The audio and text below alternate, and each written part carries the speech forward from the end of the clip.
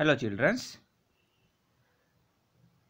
आज जो हम टॉपिक डिस्कस करने वाले हैं जिसमें हम देखेंगे आज के जो टॉपिक में कि जो हमारा उपनिषद या फिर हम जो बात करें हमारी जो टीचिंग थी आपकी महावीरा का या फिर बुद्धिज्म से रिलेटेड जो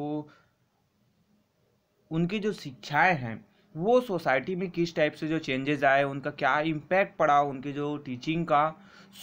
आगे की क्लास में हम उसी चीज़ को देखेंगे। तो हमने कल के जो क्लास में देखा था कि आपको जो 6 सेंचुरी बीसी है या फिर जो 7 सेंचुरी बीसी है, वहाँ पर हमारे जो एक जो नए जो थिंकर्स है, जो नए जो विचारक हैं, विद्वान हैं, वो वहाँ पर उनकी जो सोच है वो हमारे बीच आती है और सोसाइटी को एक नया जो फैथ है, नया जो बिलीव्स है, नया जो विश्वास है वो लेकर आता है और सोसाइटी में एक प्रकार का जो चेंजेस है वो आता है। ये जो वैदिक पीरियड के बाद का जो और आगे आगे जो समय आगे बढ़ते गया तो उसमें बहुत सारे जो चेंजेस हुए। उपनिषद की बात की जाए तो Upanishad means to sit down near ones. Upanishad means का क्या होता है, उसका मतलब क्या हुआ, तो यहाँ पर जो होता है कि to sit down near ones यानी जो किसी के नीचे या फिर किसी के पास में जो है क्या होना है, बैठना। उपनिषद यानी उपदेश जो दे रहा है उसको सुनना है। It refer to the wisdom learn at the feet of the guru. The Upanishad are believe to have been compose between 7th and 4th century BC, though some may have been composed at a much later date। यानी आपका जो उपनिषद का main जो meaning हुआ कि to sit down near ones यानी किसी के सामने, किसी के नीचे बैठना, यानी जो गुरु है उसके पास में बैठकर हमें क्या करना है, एक शिक्षा ग्रहण करना है, उसकी जो बातें हैं उसको सुनना है, उनकी अच्छाई है उसको क्या करना है, ग्रहण करना है। ये जो है आपका कब हुआ, तो उपनिषद जो है कंपोज कब किया गया, वो लिखा कब गया, बताया वो बातें कब आई, तो वो जो है आपका 7th सेंचुरी से 4th सेंचुरी बीसी के बीच में। फिर बाद में भी और जो बहुत सारी जो चीज़ें हैं वो लेटर डेट में यानी बाद में और भी उसमें कंपाइल किया गया, उसमें कंपोज किया गया, उसमें लिखा गया।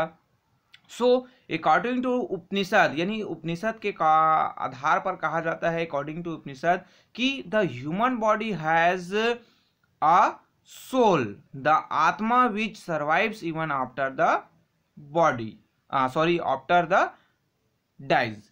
यानी आपकी उपनिषद में हमें कहा गया है, उसमें बताया गया है कि ह्यूमन बॉडी क्या है, एक ढांचा है, एक जो सोल है, और आत्मा है वो क्या होता है कि वो उसमें रहता है। जब हमारा बॉडी, हमारा जो शरीर है वो डेथ हो जाता है यानी हमारी मृत्यु हो जाती है, फिर भी हमारा आत्मा है वो क्या होता है, आत्मन यानी हमारी आत्मा है वो क्या रहता है, जीवित रहता है।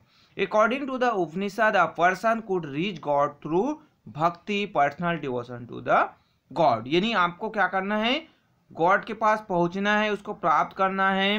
उसके लिए आपको क्या करना पड़ेगा, भक्ति करना पड़ेगा। भक्ति क्या होता है, तो जो डिवाइन डिवोशन, पर्सनल जो डिवोशन है किसको, गॉड को, यानी आपको किसी पर्टिकुलर जो गॉड है उसको मानना है, आपको उसको फॉलो करना है। Then this could be done without the help of the priest और रिचुअल्स एंड सैक्रिफाइसेस। यानी आपको गॉड को पाना है, आपको उसके पास पहुंचना है, तो उसके लिए आपको क्या करना पड़ेगा, भक्ति करना पड़ेगा। और इसके लिए किसी जो प्रीस्ट है या फिर कोई जो मतलब कोई पुजारी है, कोई महात्मा है, उसके शरण में आपको जाने की जरूरत नहीं है, ना ही कोई आपको रिचुअल्स, कोई पूजा पाठ करना है, कोई कर्म कांड करना है, ना ही कोई सेक्रीफाइसेस, कोई बलि देना है। बस आप उस पर भक्ति रखते हो अपने गॉड पर, तो आप उसके पास पहुंच सकते हो। Then the Upanishad also taught the law of karma, the concept that what we experience in our present life is a result of our past actions. The Upanishad laid stress on the practice of yoga and meditation for healthy life। अब यहाँ पर आया कि उपनिषद है हमें कर्म के बारे में, हमारा जो कर्मा है या फिर कर्म है उसके बारे में भी बताते हैं कि उसमें उपनिषद में कहा जाता है कि जो हमारे प्रेजेंट लाइफ में जो हो रहा है, यानी अभी इन प्रेजेंट जो हमारे लाइफ में हो रहा है वो हमारे पास्ट जो एक्शन है उसका रिजल्ट है। यानी हमने पास्ट में क्या किया है उसका जो रिजल्ट है हमें प्रेजेंट में मिलता है। यानी अभी हम क्या करेंगे, हमारा जो पास्ट है वो हमारे फ्यूचर है या फिर हमारे प्रेजेंट पर को डिपेंड करता है। इन केस जैसे हमें एग्जांपल लेते हैं, आप जो है आपने पास्ट में पढ़ाई नहीं किए हैं, आपने स्टडी नहीं किया है, आप अभी स्टडी नहीं करेंगे तो आपका आने वाला जो फ्यूचर है या फिर आपका जो पास्ट खराब है, आपके पास्ट के जो 5 और 6 मंथ्स है जहाँ पर आपके जो ऑनलाइन क्लासेस रनिंग हो रही है, आपको बुक डिस्ट्रीब्यूट किया गया है, आप अपने घरों में आपके पेरेंट्स आपको फोर्स कर रहे हैं कि आप जो है स्टडी कीजिए, बट आप जो है क्या नहीं कर रहे हैं, स्टडी नहीं कर रहे हैं, तो उसका जो इफेक्ट है वो आपके फ्यूचर पर या फिर आने वाला जो प्रेजेंट है उस पर डेफिनेटली पड़ता है। तो यही जो है आपका जो कर्म है, यानी आप जो कर्म, जैसा आप कर्म करेंगे, जैसा आपका एक्टिविटी होगा पास्ट में, वैसा ही आपका प्रेजेंट और आपका फ्यूचर होगा। सो देन आपके जो उपनिषद क्या करते हैं कि जो स्ट्रेस है, आपको योगा करना है, आपको मेडिटेशन करना है, सो आप योगा करेंगे, आप मेडिटेशन करेंगे तो आपका जो लाइफ है वो क्या होगा, हेल्दी होगा। आपके प्रॉपर जो है आप अर्ली मॉर्निंग वेकअप कर लेते हैं, यानी आप सुबह सुबह जल्दी उठ जाते हैं, सो ये जो है आपके हेल्थी जो लाइफ है उसके लिए क्या होता है, जरूरी होता है, इसेंशियल है। यानी आप जितना जल्दी वेकअप करेंगे, आप योगा करेंगे, आप मेडिटेशंस करेंगे तो उसका जो है इफेक्ट है आपके लाइफ पर पड़ेगा और आपका जो लाइफ है वो भी आप क्या होगा, आपका हेल्दी होगा। सो ये आपके उपनिषद के द्वारा टीचिंग है, कुछ जो बातें यहाँ पर दिए गए हैं। देन आपके नेक्स्ट आता है कि जैनिज्म, यानी जो आपके जो जैनिज्म है उसमें आप जो महावीर का है, हमारे जो महावीर है उसका जो टीचिंग है, उसके जो बातें हैं वो बहुत मोस्ट इम्पॉर्टेंट है। वो जो है सोसाइटी को एक नया जो व्यूज है, नए जो सोच है, थिंकिंग है वो प्रोवाइड करता है। सो यहाँ पर the roots of the Jain faith can be traced to succession of 24 Jainas are the Tirthankaras, यानी आपके जो जैनिज्म के जो जड़ें हैं, जो भी फैथ है, उसके जो विश्वास है उसकी बात किया गया है, तो वो जो है आपके जो सक्सेशन 24 जैनास या फिर तीर्थंकरास कहा गया है। So a Jina is one who has conquered anger, passion, greed and ego through meditation and self awareness, यानी जीना या फिर जिसे हम जैन, अगर जैन भी बोल सकते हैं, जीना की बात किया गया है। सो वो कौन होता है, तो वो एक होता है जो एंगर मीन्स होता है आपका जो गुस्सा है, क्रोध है, उसको जिसने कंक्वेयर कर लिया, जीत लिया है। जो पैशन है, उनकी जो ग्रीड इच्छाएं हैं, उनकी जो ईगो है, यानी जो अपनी अहंकार, अपना जो क्रोध है, जो उनकी जो आवश्यक इच्छाएं हैं उनको जो जीत लिए हैं वो आपका जीना या फिर जैना कहलाते हैं। और ये किसके थ्रू उसने जीता है, तो इसने मेडिटेशन यानी जो उसने ध्यान लगाया, सेल्फ अवेयरनेस यानी अपने आप को उसने जागरूक किया। सो इसके माध्यम से उसने अपने क्रोध है, अपने अहंकार है, अपनी जो इच्छाएं हैं उसको उसने विजय प्राप्त कर लिया है।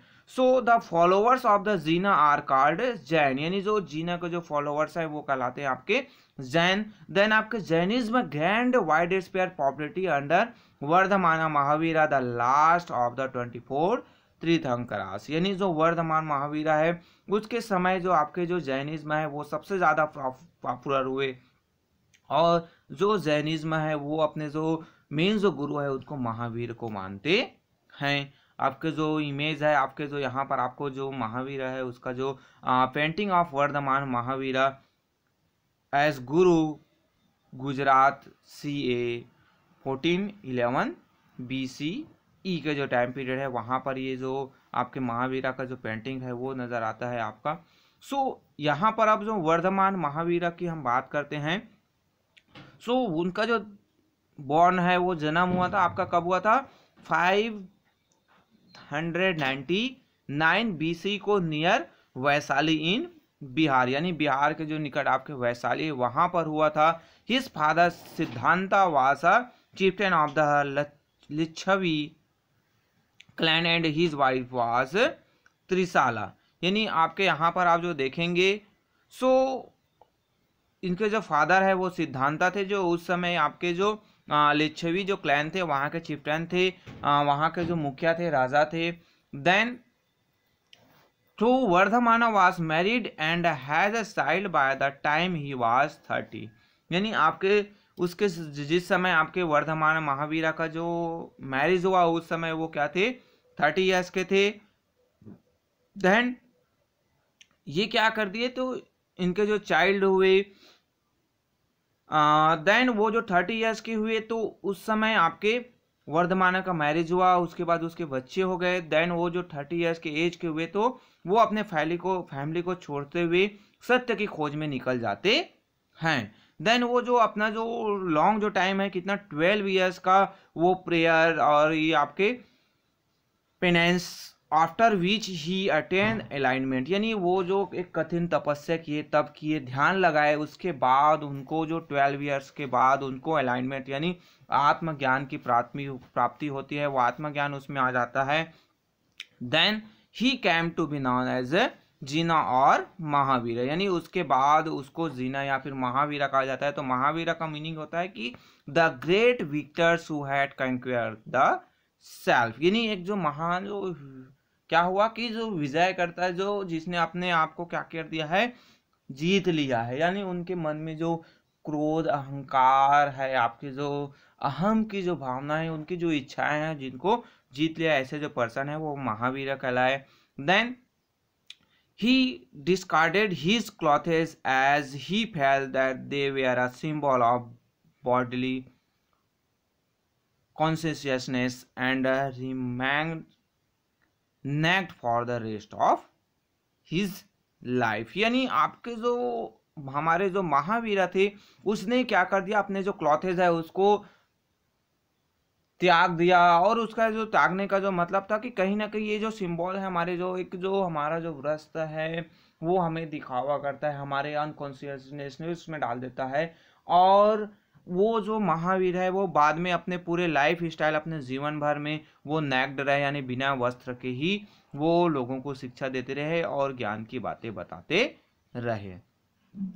सो देन अब यहाँ पर आता है कि ही spent the next 30 years of his life spreading his teaching to a large number of followers.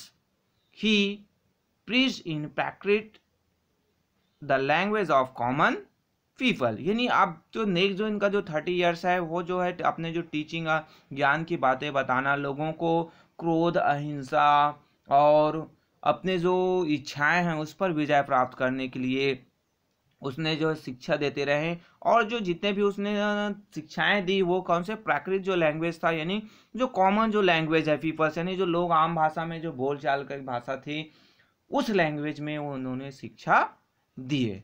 He died in Pava in present day south Bihar around 527 BC, यानी उनका जो डेथ है वो कब हो जाता है, आपके जो बिहार है जो पावा है वहां पर उनका डेथ हो जाता है 527 BC को। द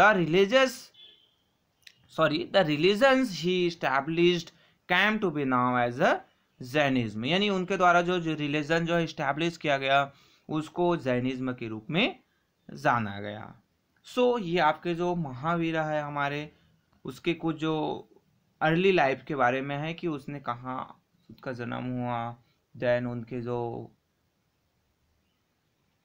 कैसे उसने अलाइनमेंट प्राप्त किया, उनको कैसे आत्मज्ञान की प्राप्ति हुई।